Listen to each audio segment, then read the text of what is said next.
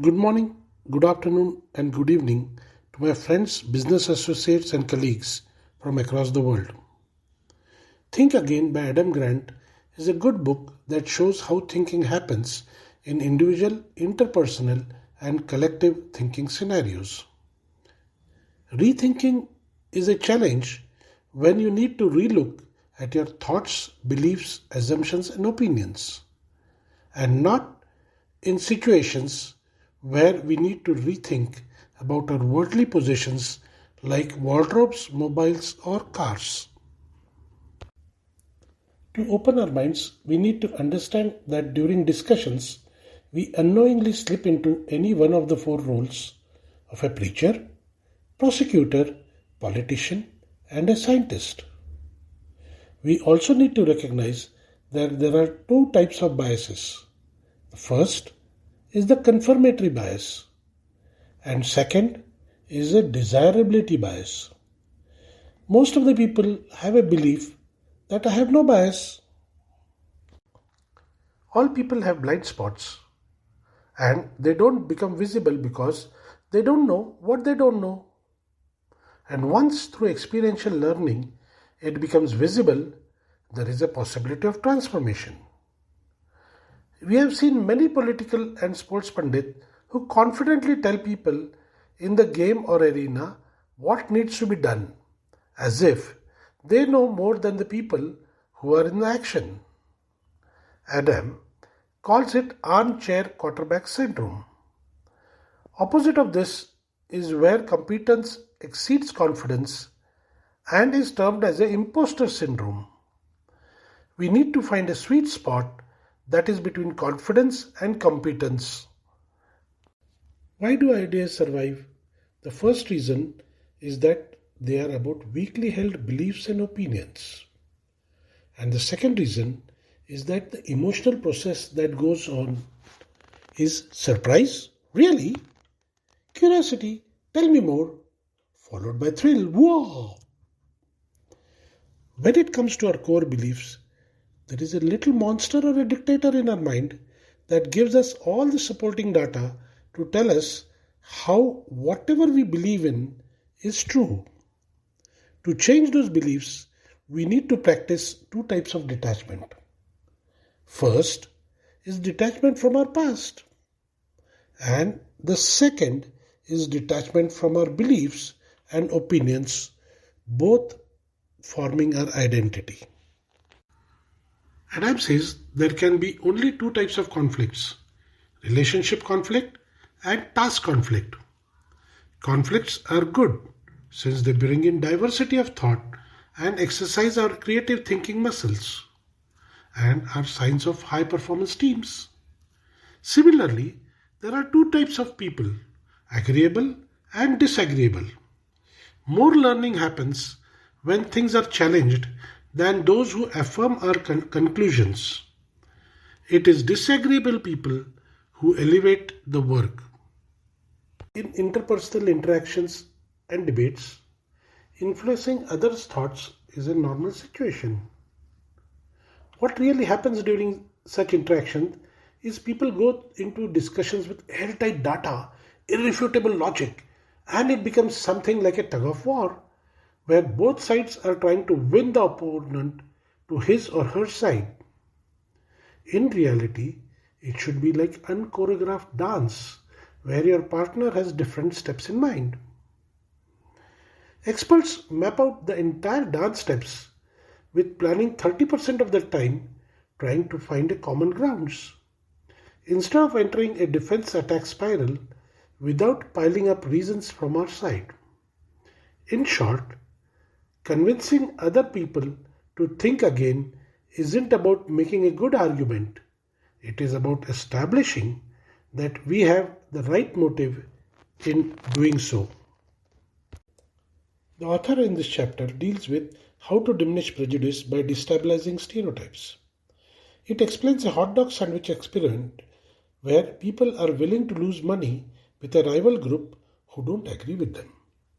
Instead of wearing a different goggles, they will find to twist and turn data so that it suits their views.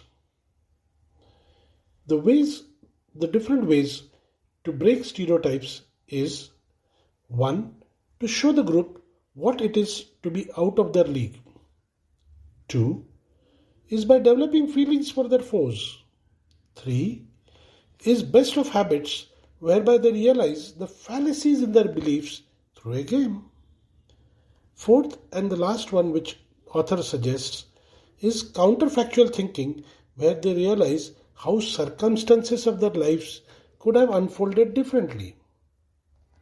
In short, the belief and cultural truism that are widely shared but rarely questioned.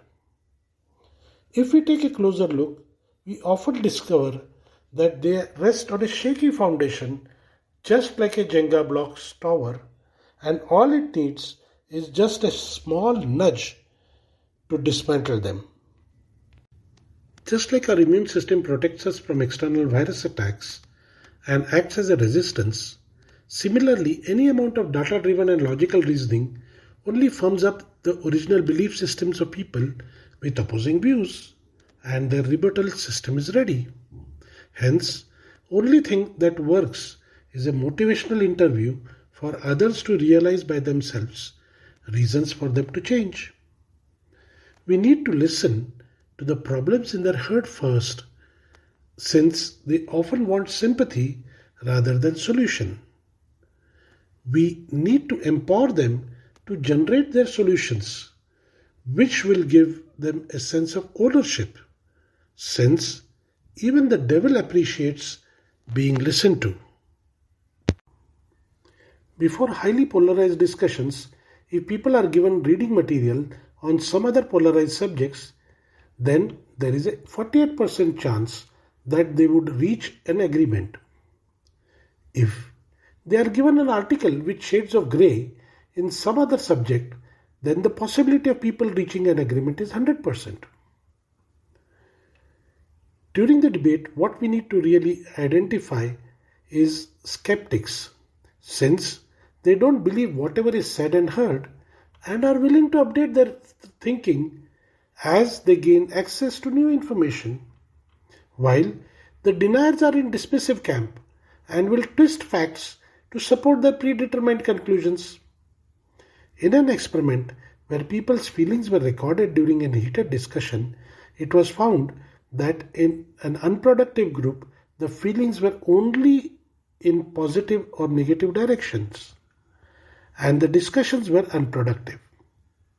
While in a group where there was a range of emotions expressed, rather than just positive or negative emotions, the meetings were more productive.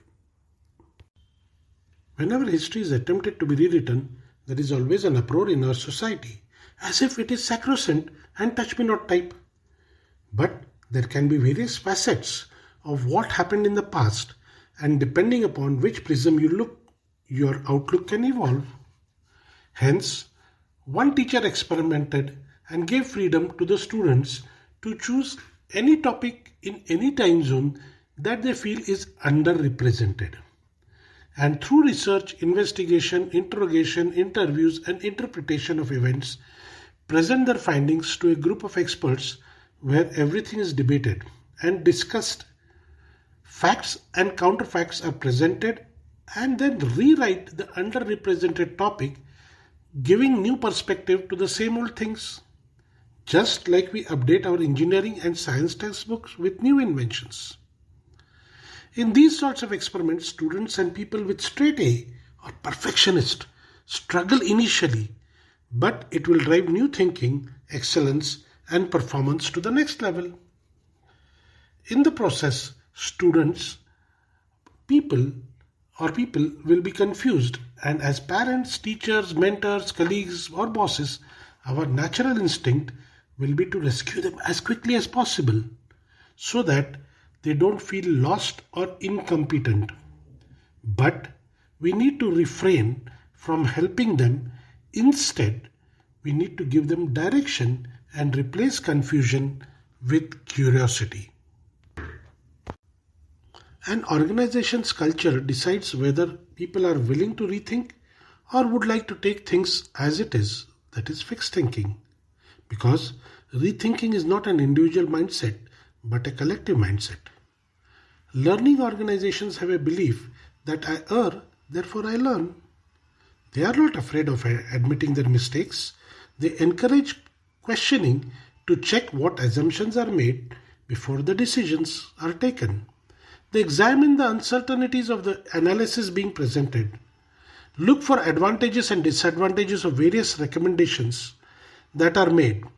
Managers are encouraged their subordinates for constructive feedback. Seniors openly accept and discuss their imperfections. All of the above actions create a psychological safety needed for the learning organization to flourish. By establishing a rethinking scorecard, the underlying process of success or failures are examined in depth. They ensure that the failure or success is no longer a matter of chance. At last, Adam tells us how to escape the tunnel vision or how to reconsider our best laid life plans. Chasing happiness is like chasing an infinite loop, since we always have a benchmark to achieve, and by the time we reach our milestone, the happiness has moved further.